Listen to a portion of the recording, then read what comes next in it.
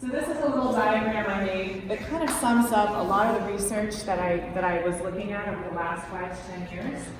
And of course, extreme use and extreme non-use or abstinence tends to be associated with negative effects. But there's this huge part in the middle that actually has positive effects. Social media has been shown to have positive effects if used within a certain range. Technology, devices, internet. Gaming's a little trickier because gaming's kind of one of those things that if it's educational, if you're learning a language or something, great, but we all know there's a big host of games that perhaps don't have a lot of purpose and can have more negative effects. But the point is we spend a lot of time talking about sickness and illness, and we don't talk a lot about health and wellness and where we are in the middle and how we can learn to use moderation. Okay. So this is the slide. This is the big slide. Take a picture of it, write it down. We're going to talk a little while about this slide because this is really probably what I want you to leave with, what I want you to take home as a framework for how to assess and how to communicate and how to have a dialogue about technology use. And when I say technology, I'm including social media, all of it, okay? Just internet, everything. So I did a lot of research from China, from France, from UNICEF, from the US, and tried to sort of filter it all down into some pretty easy to remember categories. And I found that the who, what, when, where, how, and why is the easiest way to do this. So what you want to think about, what you want to talk about when we're looking at, is this use of technology healthy? Is it creating a positive effect or a negative effect? It's these categories. Who?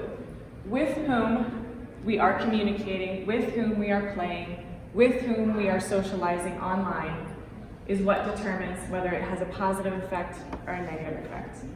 Okay, social media or IMs or texting or email that's used to stay in touch with people we are close to, this is based on intimacy theory, actually enhances our relationships, deepens our connections, broadens our feelings of social support and empathy.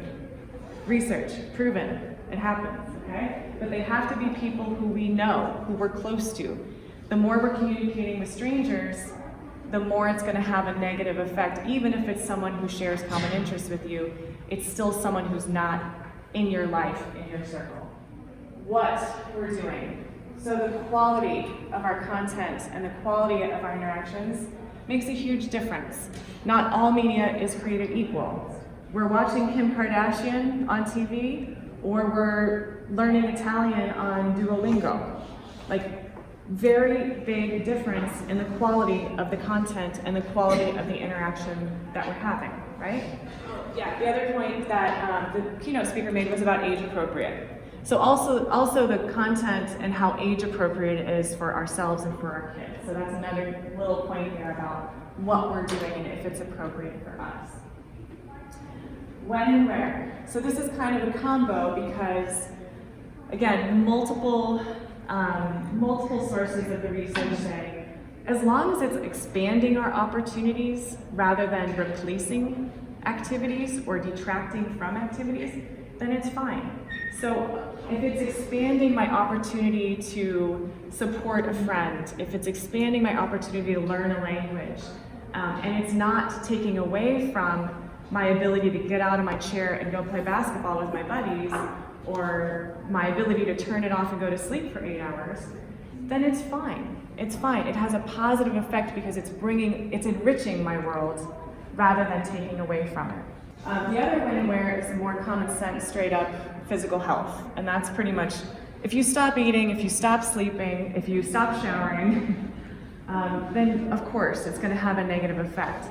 But if your use is not impacting those things, then it's not going to have a negative effect. At most, it'll be neutral.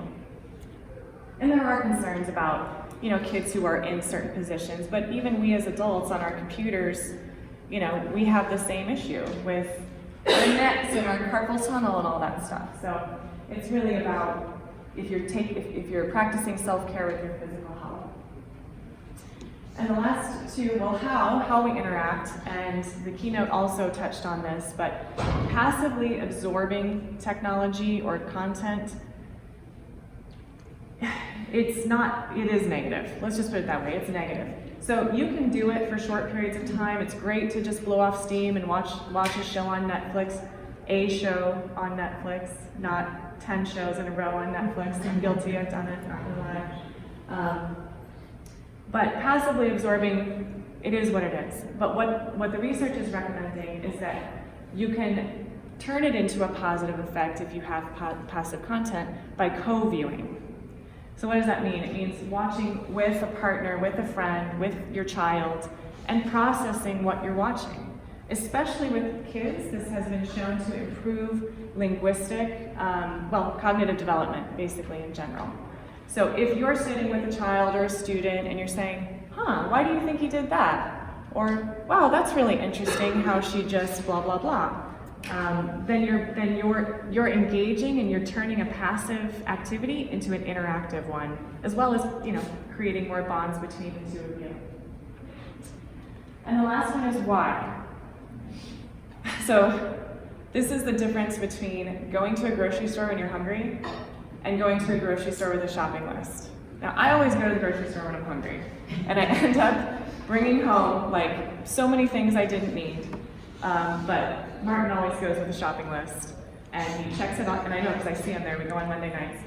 I actually write the shopping list in the order that I'm going to run into this stuff. Yes. Yes. So Yeah. Yeah. It's a whole different level. It's a problem.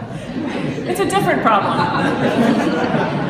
We gotta find somewhere in the middle, right? But the point is what's your purpose? Before you turn it on, before you log in, what's your purpose? What's your goal? So I'm not just turning on and scrolling. I'm saying, I want to watch one episode of whatever, or hey, I'm going to do 3 lessons on Duolingo, whatever. Whatever your goal is, know what it is and stick to it. And Martin's going to talk a little bit about that again later, but it's really about the intentional piece of intentional moderation. So that is intentional moderation, that's what we're calling it, because it's not just about moderation, it's about goal-driven moderation, awareness and mindfulness about the whole picture. And this is the whole picture. Who you're doing it with, what you're doing, when and where you're doing it, if it's enriching, if it's attracting, how you're interacting, and how the rest of your life is being affected by that. And again, research across the board says, when we take it to the extremes and we say internet is bad, internet is causing depression, internet is causing these things, it's just not true. We don't live in a simplistic world like that. And systems theory would say there's a lot of inputs from our culture and our society that are creating more anxiety, that are creating these comfort biases that we have to not get out of our comfort zone and not get our driver's license and stay at home with mom and dad.